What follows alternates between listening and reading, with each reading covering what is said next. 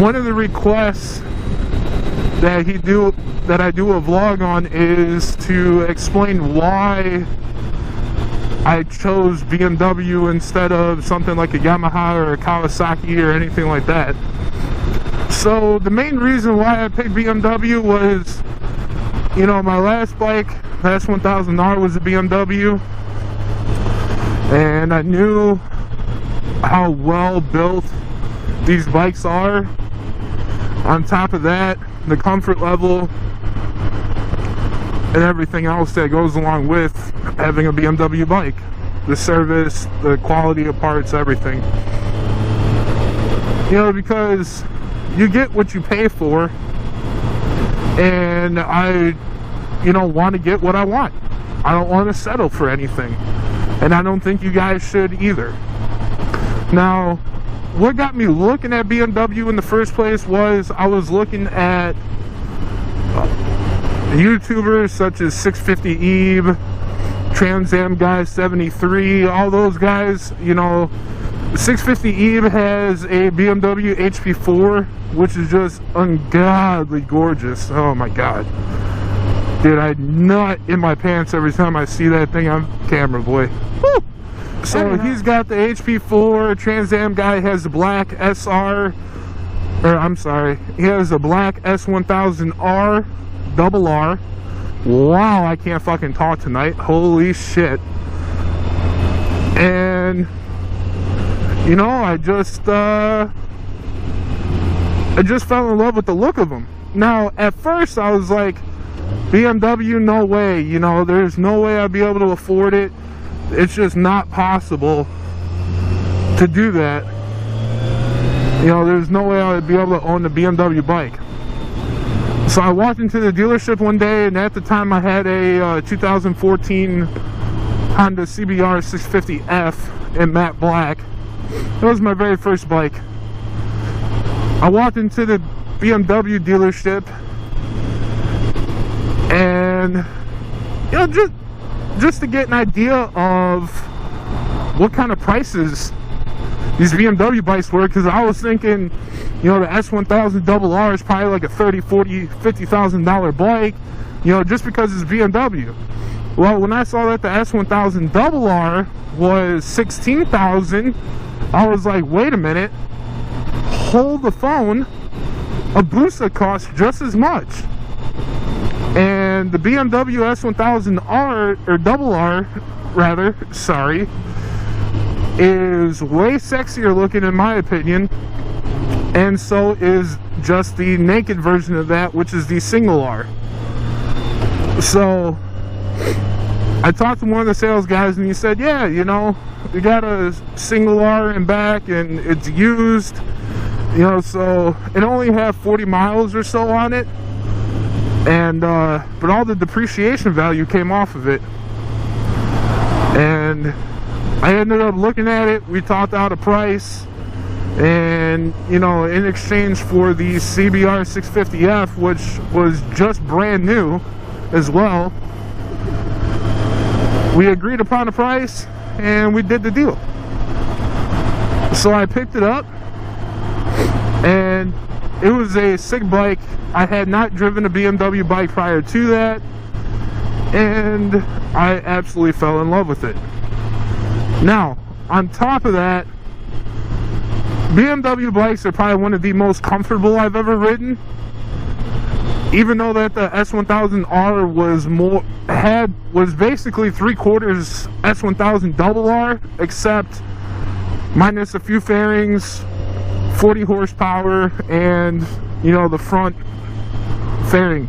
That was the closest thing that I could fit on and be half-ass comfortable, I guess you could say, and be as close to the double R as possible. After having the R for about a month and a half, I started noticing that the stock rear sets weren't a very comfortable fit for me. So I opted for Attack Performance rear sets to try to get the pegs a little bit lower. I dropped it a little bit, but it still wasn't all that comfortable to me, so it started ending up being more of a pain in the ass to ride the bike than it was to have fun. Alright, so that's what happened with that. And then one day I went into the BMW dealership and to buy a part for the S1000R that I had broke when I was working on it. And get over here. And when I was in there, I was sitting on some of the used bikes. You know, they had a 2010 or 2014 K1300S, and I sat on it and I was like, holy crap, is this thing comfortable, man?